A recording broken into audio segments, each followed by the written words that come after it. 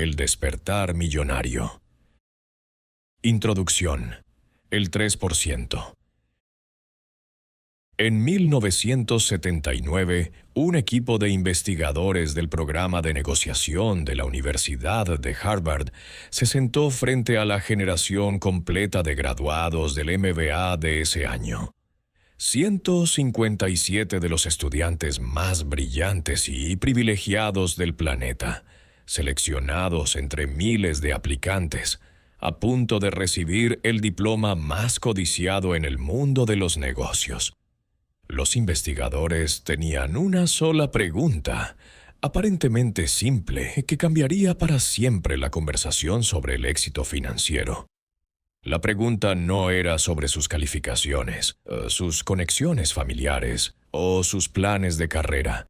Era esta: ¿tienes metas financieras claras y escritas para tu futuro?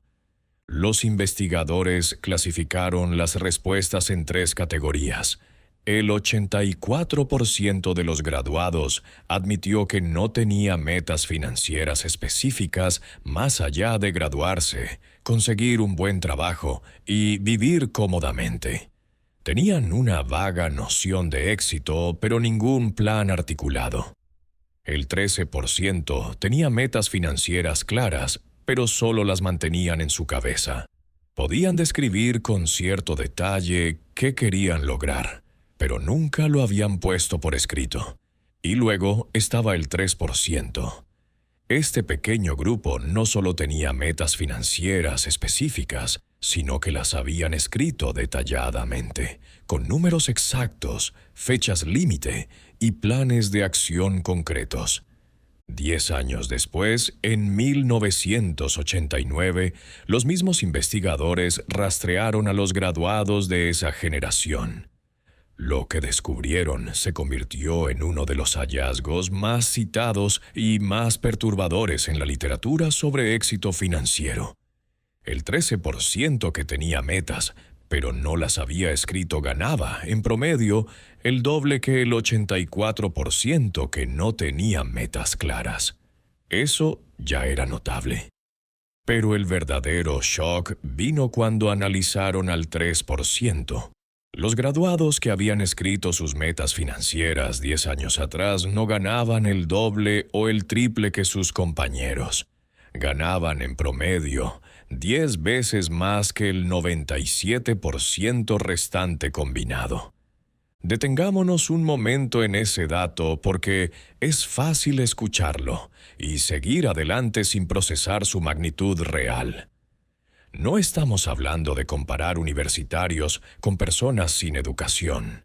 No estamos comparando herederos con trabajadores. Estamos comparando graduados de Harvard MBA entre sí. Todos tenían acceso a la misma educación de élite. Todos venían de contextos socioeconómicos similares que les permitieron pagar o calificar para Harvard. Todos tenían las mismas oportunidades de networking, los mismos profesores, las mismas herramientas. La única variable documentada que separaba al 3% del resto era un acto aparentemente trivial. Habían tomado sus pensamientos sobre el dinero y los habían convertido en palabras escritas en papel. Lo que ese 3% experimentó tiene un nombre en la psicología financiera moderna. Aunque el término no existía cuando ocurrió su transformación, se llama el despertar millonario. No es un evento místico ni una iluminación espiritual. Es un momento cognitivo específico y documentable donde una persona deja de operar con el programa financiero que le fue instalado inconscientemente durante su infancia y toma control deliberado de su arquitectura de decisiones económicas. Es el momento donde dejas de ser pasajero en tu propia vida financiera y te conviertes en el conductor. Y contrario a lo que la cultura popular sugiere, no requiere un evento traumático para ocurrir.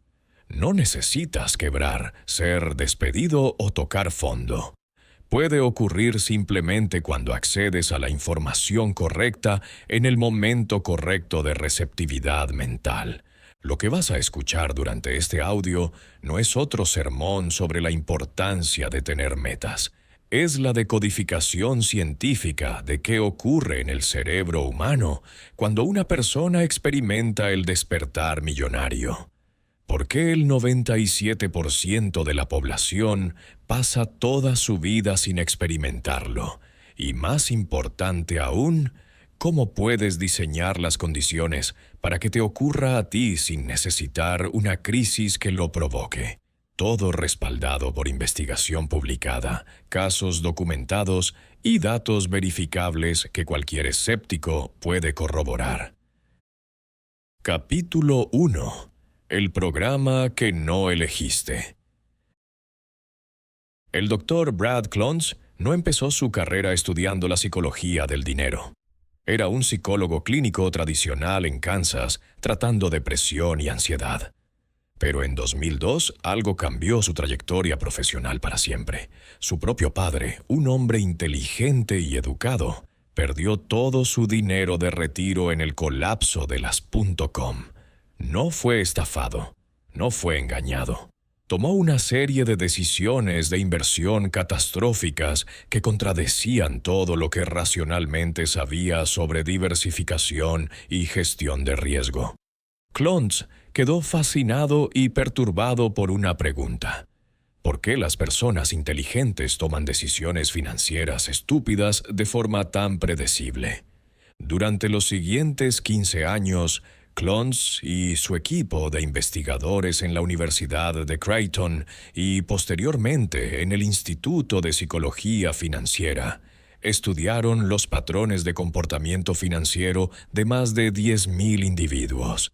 Lo que descubrieron y publicaron en el Journal of Financial Therapy revolucionó la comprensión de por qué la mayoría de las personas, independientemente de su educación o inteligencia, repiten los mismos errores financieros generación tras generación.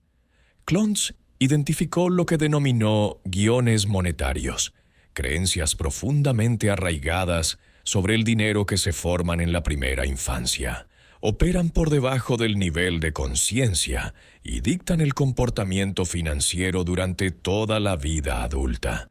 Estos guiones no se eligen conscientemente.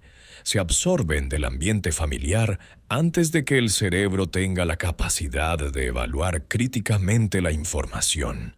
Un niño de 5 años que escucha a su madre decir: «El dinero no crece en los árboles».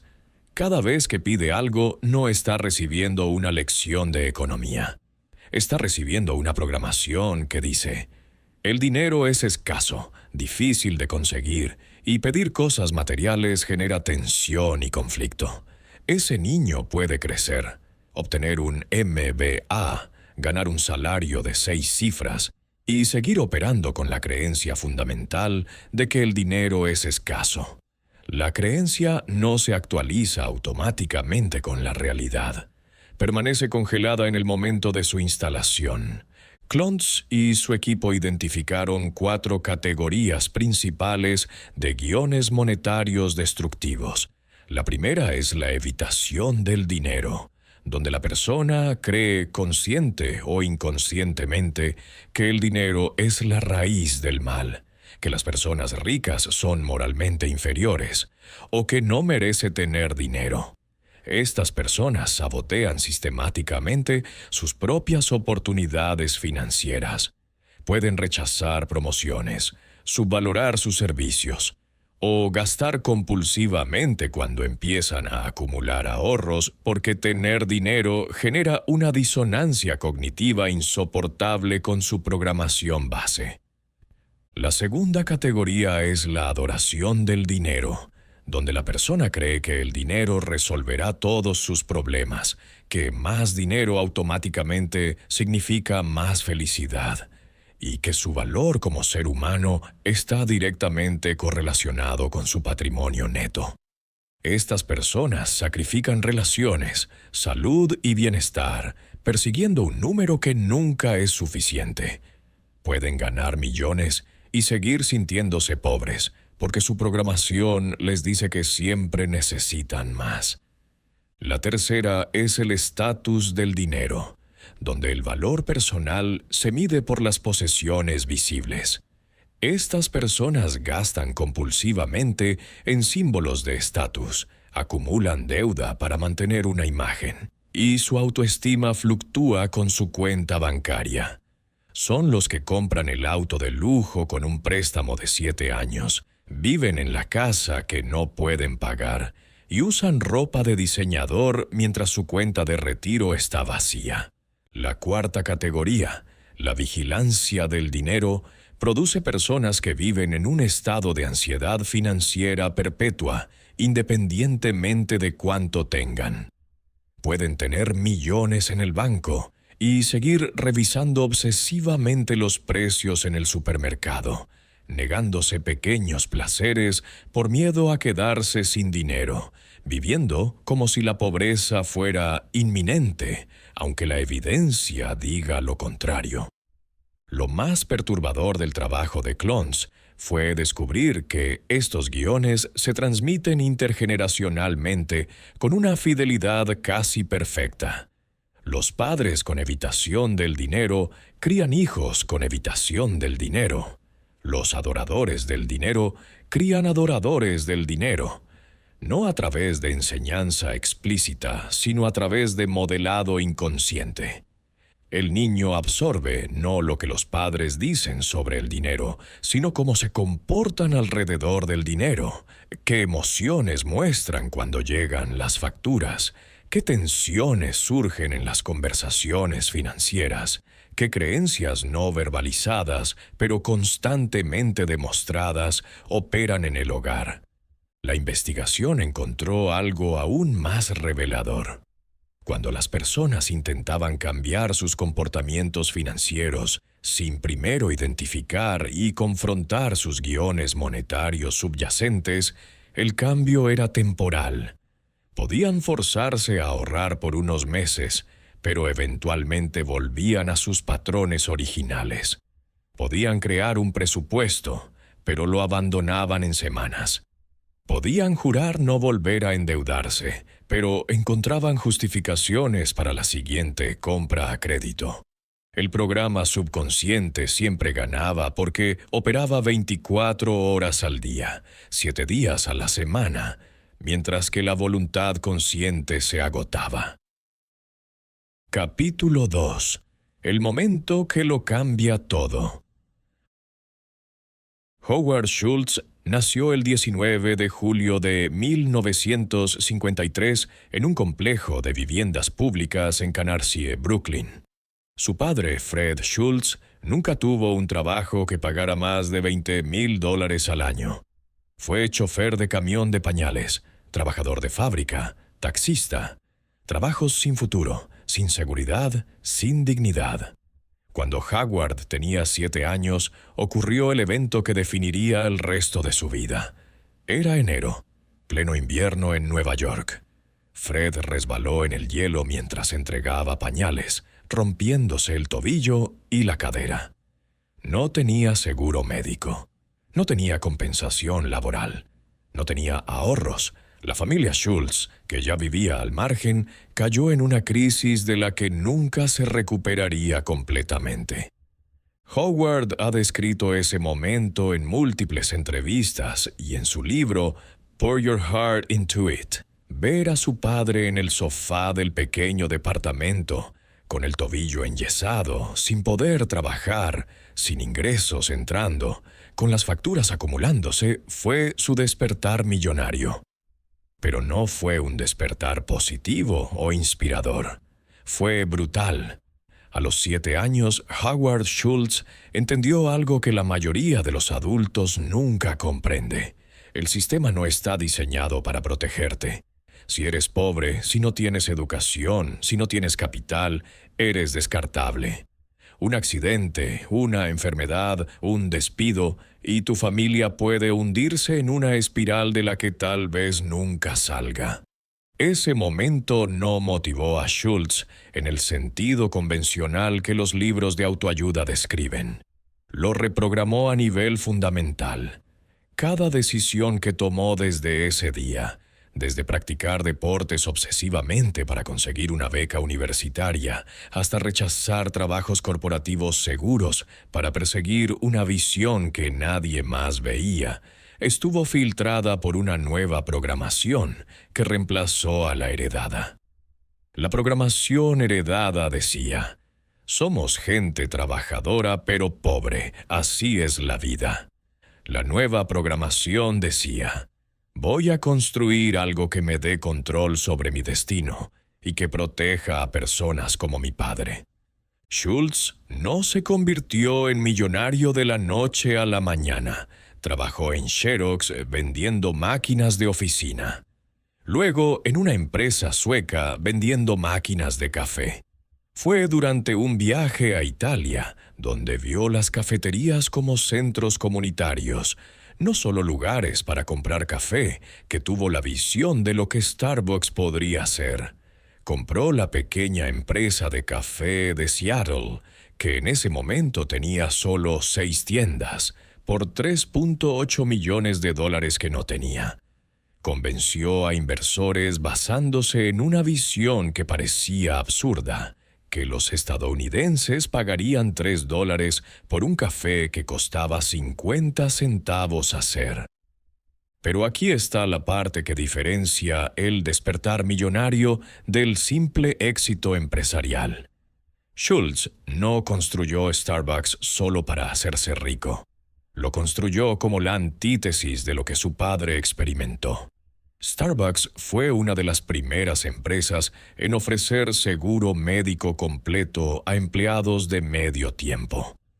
Ofreció opciones de acciones a baristas, creó programas de educación universitaria gratuita para empleados. Cada una de estas decisiones fue financieramente cuestionable en el corto plazo, pero estaba alineada con la reprogramación que ocurrió cuando tenía 7 años viendo a su padre herido sin protección. Chris Gardner representa otro tipo de despertar millonario, uno que ocurrió no en la infancia, sino en la adultez, bajo presión extrema. Gardner creció sin conocer a su padre, con un padrastro abusivo que regularmente golpeaba a su madre. La programación que recibió fue de supervivencia, no de prosperidad. Trabajó como médico investigador en San Francisco, ganando un salario modesto cuando su esposa lo dejó, dejándolo como padre soltero de un niño pequeño. Perdió su departamento.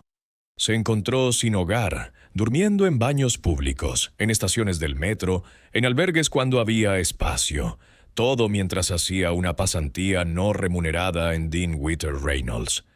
El despertar de Gardner no fue un momento, sino una acumulación de momentos. Cada noche, durmiendo en el piso de un baño público con su hijo, era un recordatorio de que el programa que había estado ejecutando no funcionaba. Cada mañana, vistiéndose con el mismo traje arrugado para ir a una pasantía donde competía con graduados de las mejores universidades, era evidencia de que necesitaba reescribir su código desde cero. No tenía el lujo de la preparación gradual.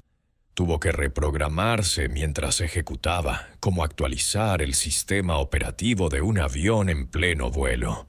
Gardner cuenta que el momento específico de claridad llegó cuando estaba en la fila de un albergue para personas sin hogar con su hijo. Un hombre frente a ellos en la fila se volteó y le dijo: «Yo llevo haciendo esta fila 12 años». Gardner sintió un escalofrío que no tenía nada que ver con el frío de San Francisco. Vio su futuro si no cambiaba. Vio a su hijo en esa misma fila en 20 años. Esa noche, mientras su hijo dormía en el piso del albergue, Gardner no durmió. Pasó la noche entera escribiendo un plan. No un plan vago, sino números específicos, fechas específicas, acciones específicas. Escribió que en 5 años sería millonario. No porque creyera en la manifestación, sino porque necesitaba un destino lo suficientemente grande como para justificar el infierno que estaba atravesando. Gardner se convirtió en uno de los 20 brokers seleccionados de su programa de entrenamiento. Fundó su propia firma de corretaje, Gardner Rich Co., en 1987 con $10,000. La vendió en 2006 por millones. Su patrimonio neto actual se estima en $70 millones. Pero más revelador que los números es lo que Gardner dice sobre ese periodo. La falta de hogar no me rompió. Me mostró de qué estaba hecho. Me mostró que el programa que había heredado, que la pobreza era inevitable para alguien como yo, era solo una historia que podía reescribir. Capítulo 3. Las creencias que te mantienen dormido. En 2011, investigadores del National Bureau of Economic Research de Estados Unidos publicaron un estudio que debería ser lectura obligatoria en cada escuela del país. Analizaron las creencias sobre la movilidad económica y el origen de la riqueza en diferentes estratos socioeconómicos de la población estadounidense. Lo que encontraron fue una correlación perturbadora que explicaba, en parte, por qué la movilidad social se ha estancado. Las personas en los quintiles de menores ingresos tenían una probabilidad significativamente mayor de creer que la riqueza es principalmente producto de la suerte, las conexiones familiares o la deshonestidad. Las personas en los quintiles superiores tendían a creer que la riqueza es producto del esfuerzo, la educación y las decisiones inteligentes. Lo fácil sería descartar esto como los ricos justificándose a sí mismos y los pobres culpando al sistema. Pero los investigadores fueron más profundo. Siguieron a los participantes durante 5 años y encontraron que independientemente del punto de partida económico, aquellos que creían que tenían control sobre su destino financiero tendían a mejorar su situación, mientras que aquellos que creían que las fuerzas externas determinaban su riqueza tendían a estancarse o empeorar. La creencia precedía al resultado, no al revés. La primera creencia tóxica que mantiene a las personas dormidas financieramente es que necesitas dinero para hacer dinero. Esta creencia es particularmente insidiosa porque tiene suficiente verdad superficial para parecer irrefutable. Sí, el capital facilita la generación de más capital, pero la creencia se convierte en excusa paralizante. Jan Koum, cofundador de WhatsApp, llegó a Estados Unidos a los 16 años con su madre. Vivían de cupones de alimentos. No tenía capital, no tenía conexiones en Silicon Valley, no tenía educación universitaria prestigiosa. Aprendió programación usando libros prestados de la biblioteca pública. Trabajó en Yahoo por 9 años como ingeniero, viviendo frugalmente, desarrollando sus habilidades.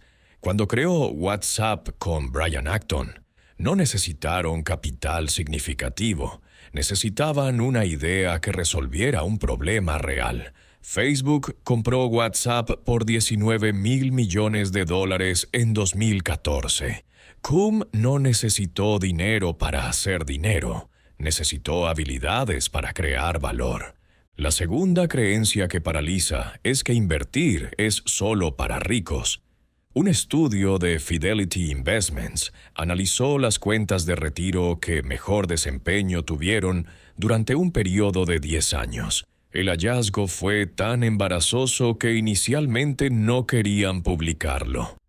Las cuentas con mejor desempeño pertenecían a 2 categorías: personas que habían muerto y personas que habían olvidado que tenían la cuenta.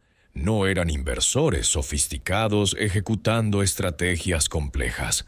Eran personas comunes que habían automatizado contribuciones pequeñas, nunca las tocaron, y dejaron que el interés compuesto hiciera su trabajo matemático inevitable. La inversión exitosa no requiere ser rico. requiere ser consistente y, aparentemente, estar muerto o ser olvidadizo. La tercera creencia, y quizás la más destructiva a nivel subconsciente, es que los ricos son inherentemente inmorales o que el dinero corrompe. Thomas Stanley pasó 20 años estudiando millonarios estadounidenses para su libro The Millionaire Next Door. Lo que encontró contradecía cada estereotipo cultural sobre los ricos. La mayoría no heredaron su riqueza. El 80% eran millonarios de primera generación. No trabajaban en Wall Street. Eran dueños de negocios aburridos, servicios de control de plagas, distribución de repuestos industriales, lavados de autos. Vivían en casas modestas para sus ingresos, conducían autos usados, compraban trajes de descuento. No eran lobos depredadores. Eran personas que vivían por debajo de sus posibilidades y reinvertían obsesivamente la diferencia. La cuarta creencia paralizante es que ya es demasiado tarde para ti, que si no empezaste joven, si no naciste en la familia correcta, si no fuiste a la universidad correcta, el juego ya está perdido. Ray Kroc tenía 52 años y vendía máquinas de milkshakes cuando compró McDonald's. Vera Wang tenía 40 cuando entró en la industria de la moda. Charles Darwin tenía 50 cuando publicó El origen de las especies. La ventana de oportunidad no se cierra con la edad. Se cierra cuando dejas de creer que está abierta. Cada una de estas creencias opera como un virus en el sistema operativo mental. No las elegiste conscientemente. Las absorbiste del ambiente cultural, de las conversaciones familiares, de las narrativas mediáticas. Y mientras sigan operando sin cuestionamiento, mantendrán tu despertar millonario en un futuro perpetuo que nunca llega.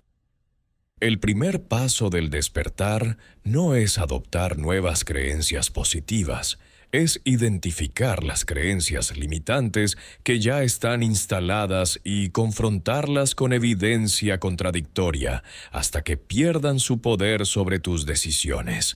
Hasta aquí has escuchado el diagnóstico. Has visto cómo se instalan los programas financieros en la infancia, cómo algunos experimentan momentos de ruptura que los reprograman y qué creencias específicas mantienen a la mayoría dormida. Si algo de lo que escuchaste resonó incómodamente, si reconociste tu propio programa operando, esa incomodidad es la primera señal de que el despertar está comenzando. Lo que viene a continuación es la parte práctica. No teorías sino herramientas específicas, respaldadas por investigación, que puedes aplicar para diseñar tu propio despertar millonario sin necesitar una crisis que lo provoque. Si este contenido está revelando patrones que no habías visto en tu propia psicología financiera, no dejes que se pierda. Suscríbete a este canal ahora porque cada audio que publicamos es una pieza del mismo rompecabezas. Entender y reescribir las reglas invisibles que gobiernan el dinero. Y si conoces a alguien que claramente está operando con un programa financiero que no eligió, que repite los mismos patrones destructivos año tras año, compártele este audio. No como crítica, sino como el catalizador que tal vez necesita para su propio despertar. A veces todo lo que se requiere es escuchar la información correcta en el momento correcto para que todo cambie. Capítulo 4. La arquitectura del despertar. Volvamos al estudio de Harvard con el que abrimos este audio. La pregunta que casi nadie hace es ¿por qué el simple acto de escribir las metas financieras producía una diferencia de 10 veces en los resultados? No 5% más, no el doble, 10 veces más. La doctora Gail Matthews de la Universidad Dominicana de California se obsesionó con esta pregunta y diseñó un estudio para entenderla. Reclutó 267 participantes de diversas industrias y los dividió en 5 grupos con diferentes niveles de compromiso con sus metas. El primer grupo solo pensaba en sus metas. El segundo las escribía. El tercero las escribía y creaba compromisos de acción. El cuarto las escribía, creaba compromisos y se los enviaba a un amigo. El quinto hacía todo lo anterior más reportes de progreso semanales. Los resultados fueron una progresión matemática casi perfecta. El grupo 1 logró un 43% de sus objetivos. El grupo 2, 61%. El grupo 3, 64%. El grupo 4, 64%. El grupo 5, 76%.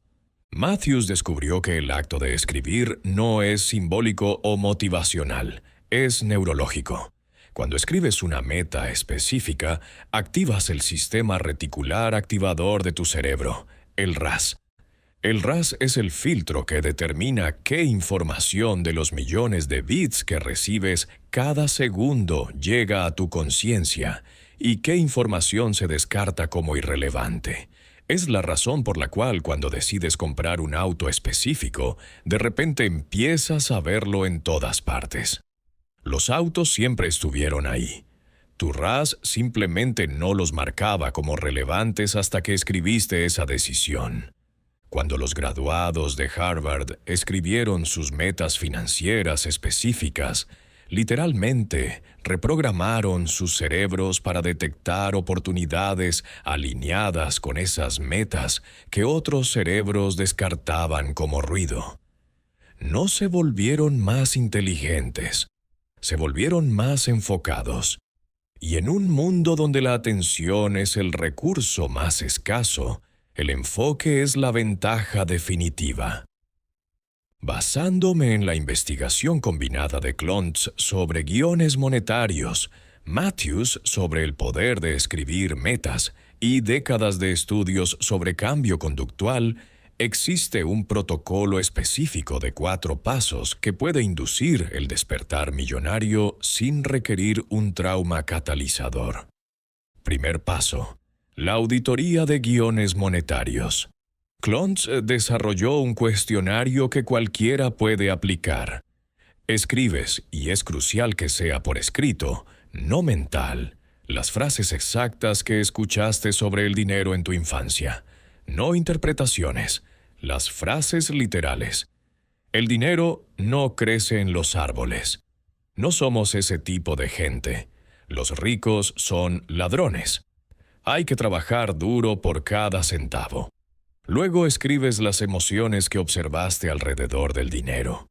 El estrés de tu padre cuando llegaban las facturas. La vergüenza de tu madre cuando no podía comprar algo. La tensión en las conversaciones sobre gastos.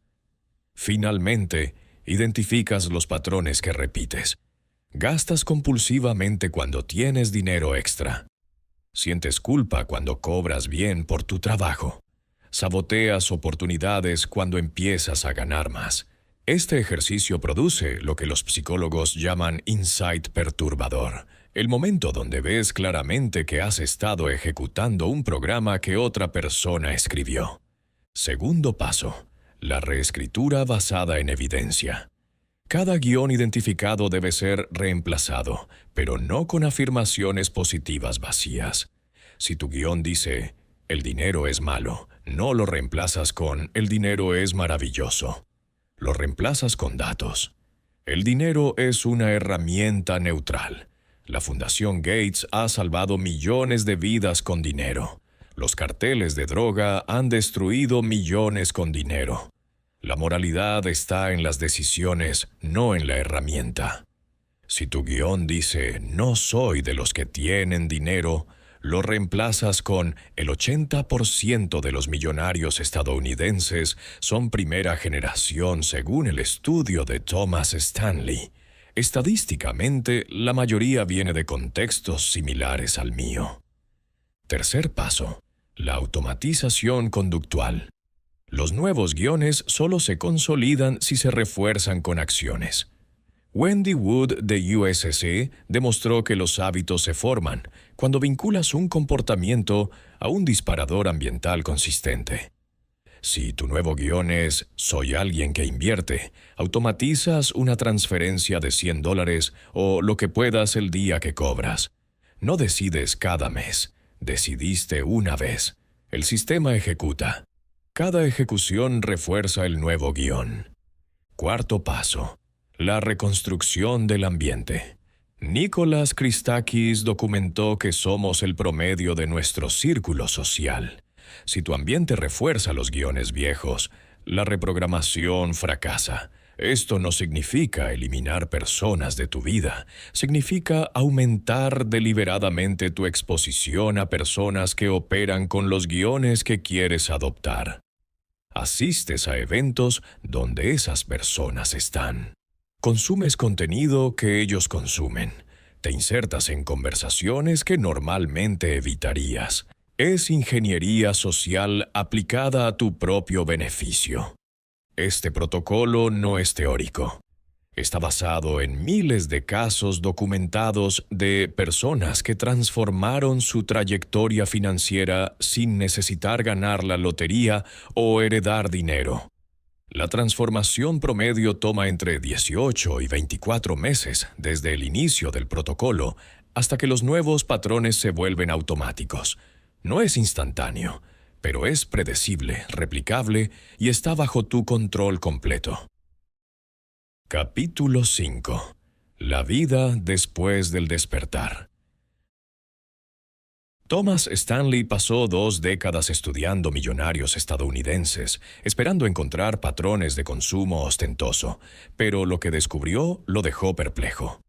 La mayoría de los millonarios que estudió eran invisibles. Vivían en barrios de clase media, no en mansiones. Conducían autos con más de 3 años de antigüedad, principalmente Toyotas y Fords, no Ferraris. Compraban trajes de descuento cuando había ofertas. El millonario promedio nunca había gastado más de $300 en un reloj. Sus vecinos no tenían idea de su riqueza porque no exhibían ninguno de los marcadores culturales de riqueza. Stanley los llamó millonarios de al lado, y su hallazgo más impactante fue la relación inversa entre la exhibición de riqueza y la riqueza real. Identificó 2 tipos de personas con altos ingresos: los PO, Prodigious Accumulators of Wealth, acumuladores prodigiosos de riqueza, y los UAAW, Under Accumulators of Wealth, subacumuladores de riqueza. Ambos grupos ganaban lo mismo. Los PA vivían como si ganaran la mitad y acumulaban la diferencia. Los UAVO gastaban todo en mantener una imagen y terminaban con patrimonio neto negativo a pesar de ingresos de 6 cifras. La vida después del despertar millonario no se parece a lo que Instagram sugiere. No es jets privados y relojes de $100,000. Es revisar tu portfolio un martes por la mañana y ver que creció 8% este año mientras dormías. Es la calma de saber que tus gastos están cubiertos por ingresos pasivos. Es la libertad de elegir proyectos por interés, no por necesidad. Es poder decir no a oportunidades que no alinean con tus valores porque no necesitas el dinero. Sarah Thompson experimentó su despertar millonario a los 28 años, cuando calculó que al ritmo que iba, trabajaría hasta los 75 y moriría con menos de 100,000 en ahorros. No tuvo una crisis. Tuvo una revelación matemática. Empezó a vivir con el 50% de su ingreso de enfermera, 60,000 al año. Todos pensaron que era extremo. 30,000 al año de ahorro e inversión durante 15 años, con retornos promedio del mercado del 7%, la llevaron a un patrimonio de 900,000 a los 43. No cambió de carrera. No inventó nada. No heredó. Simplemente ejecutó matemáticas básicas con disciplina extrema.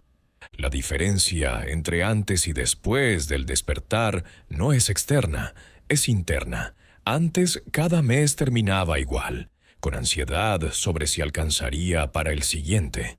Después, cada mes es un ladrillo más en una estructura con dirección clara. La ansiedad no desaparece, se transforma.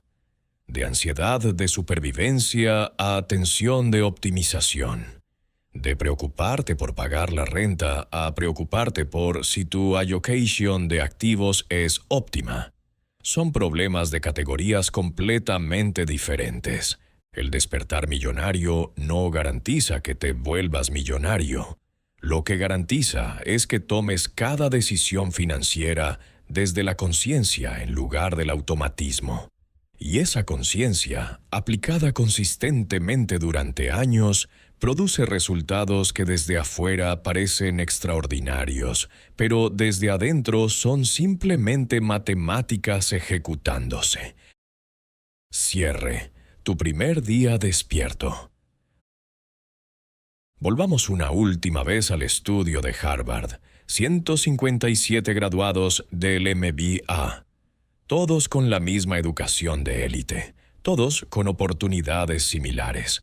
La única diferencia documentada. El 3% escribió sus metas financieras. 10 años después, ese 3% ganaba 10 veces más que el 97% restante combinado. No eran más inteligentes. La admisión a Harvard ya había filtrado por inteligencia. No tenían mejores conexiones. Todos estaban en la misma red de alumni. No trabajaron más horas. Los estudios de seguimiento mostraron que trabajaban menos horas en promedio que sus compañeros. Tenían una sola ventaja: claridad documentada sobre su destino financiero. Ahora tú tienes información que el 97% de la población nunca tendrá.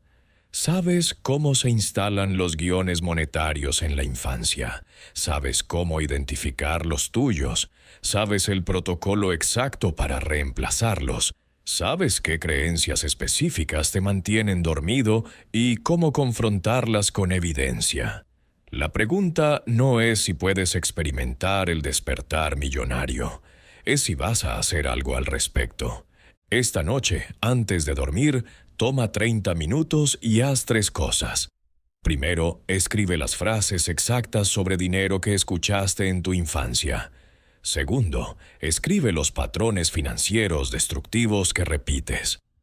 Tercero, escribe una meta financiera específica para los próximos 12 meses. No ganar más dinero. Un número exacto con una fecha exacta. Si haces esto esta noche, mañana será literalmente tu primer día operando con conciencia financiera en lugar de programación heredada. El 3% no era especial hasta que decidió serlo. La decisión de escribir sus metas multiplicó por 10 su patrimonio. Las cartas están sobre la mesa. Deja de operar con el programa financiero de la mediocridad. Si estás listo para salir del letargo y construir una arquitectura de decisiones letal, ve al volumen 1 de la maestría en finanzas. Despierta, toma el control del sistema y ejecuta. Ahora, recuerda suscribirte y activar la campanita para seguir recibiendo contenido de gran valor. Y si quieres participar por uno de nuestros algoritmos de trading automático, comenta la palabra algoritmo y estarás participando por un año completo de nuestra membresía más premium.